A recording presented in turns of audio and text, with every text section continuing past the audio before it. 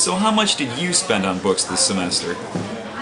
I just spent $250. Somewhere around 300. I spent $423 on textbooks. I spent $700. And what about used books?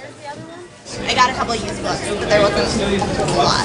I tried to, but they didn't have any of the ones I wanted used, so it's out of luck this time. Most of the time they don't have enough used books, so it's rare that you can find one.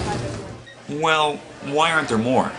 Textbook companies used to make a living selling, they come out with an edition and then they'd sell it the next year and the year after. But the used market has really developed with the help of the internet. And now textbook companies, sometimes they sell the book the very first semester when it comes out with a new edition, right? But then, everybody turns around, they sell it back to the bookstore, or they sell it halfway across the country through Amazon.com. And it's really hard for book companies to make money on books beyond the first year that they make the new edition. So what's the response to this? Well, they have to kill off to the best they can the marketability of those used texts, and the best way to do that is come out with a new edition. So then, how do you deal with the prices? I put it all in the cart and I'm going to worry about it later. Now my friends and I are just buying and sharing books. I wish they were cheaper.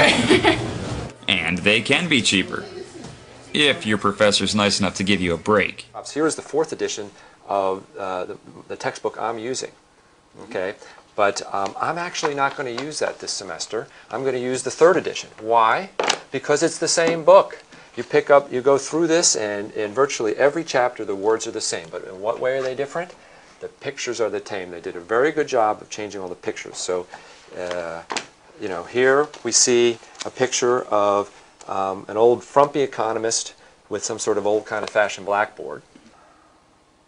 Well, let's get a close-up on that. Okay, there's a picture of the cow, but he's pretty frumpy. What they've done, they've updated this textbook by having an economist up there with PowerPoint and a female, etc. They still got the picture of the cow. And what about the difference in price? This book, new, $115. There's a new book. This book, now you can get it pretty cheap. You can get it at the bookstore, a used copy for $50-some, and you can maybe find copies on the internet for $25 or even less. But I think there's a lot of things that universities can do, like the econ departments. They can start looking around and start saying, why would anybody assign this book when it's literally the same book? That's the kind of stuff, the kind of decision making that can save money for our students. We have responsibility to do that as faculty.